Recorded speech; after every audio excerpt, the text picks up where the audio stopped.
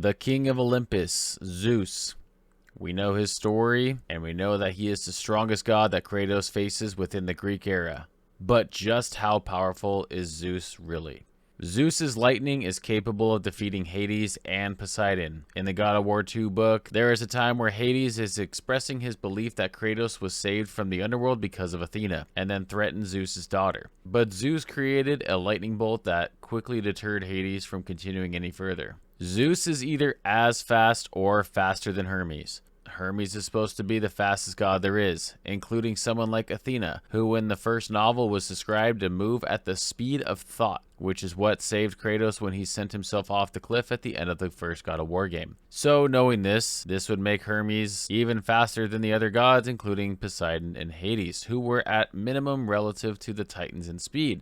Before Kronos existed, the very concept of time did not exist, meaning that the primordials were at immeasurable speed as they were able to move without time itself existing. Then Kronos was born, was relative to the gods, and Hermes is supposed to be faster than those gods. And finally we have Zeus, who could have been faster than Hermes, as Zeus was on par with Kratos, who was fast enough to catch Hermes, and then Zeus was able to be relative to Kratos, who was wearing Hermes' boots.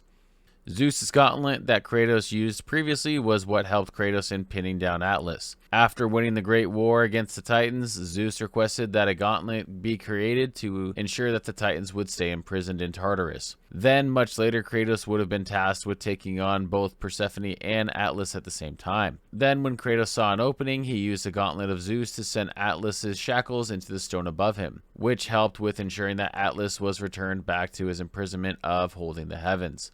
Zeus created the Blade of Olympus, which is what was used to defeat the Titans. Zeus himself ended the Great War with the Titans. To do this, Zeus created the Blade of Olympus. This blade was powerful enough to defeat Kratos at the beginning of God of War 2 and was able to impale Zeus himself. After Zeus defeated the Titans, he put in a rule to himself and the rest of the gods that they are not allowed to kill another. This was to not repeat the cycle that the Titans had done and ensure order amongst the gods. They would go on to follow this rule as they all respected Zeus's great and terrifying power. To add to this specifically, Zeus defeated Kronos, who defeated Uranus, who was the creator of the God of War universe. With Zeus defeating titans like Atlas, who held the infinite heavens, who was so powerful that it took both Hades and Poseidon working together to take down the Titan, we also have Kronos, Zeus's father, who was in charge of the Titans. And these Titans were responsible for defeating the primordials that quite literally created the God of War universe for the Greek portion. Kronos also would eat his children because he didn't want one of them to rise up and threaten to overthrow the Titans. This is where Gaia had actually hidden Zeus and let him grow up. Zeus would then go on to take on his father and save his siblings Poseidon and Hades.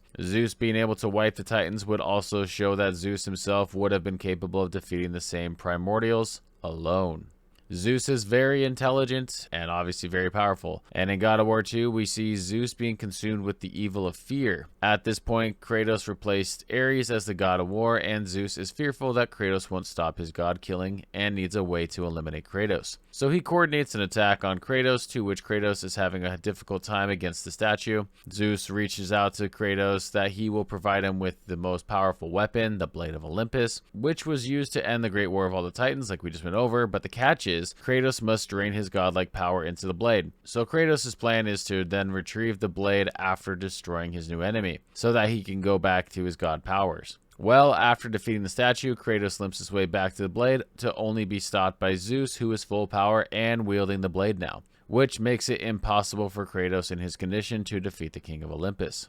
Zeus could also create portals. In God of War 1, Kratos meets a gravedigger that seems to be telling the truth about his foreseen death and that he was creating a grave for him. Well, this does happen, but Kratos is able to escape the underworld because the grave that was dug was actually a portal between the underworld and Athens, which is what allowed Kratos to escape and eventually take on Ares. This is further confirmed in the God of War 2 book, where I mentioned earlier that Hades was upset and believed Athena to be responsible for helping Kratos to escape the underworld, but it was actually Zeus helping Kratos at the time. Zeus one-shotted both Gaia and Kratos with a single lightning bolt.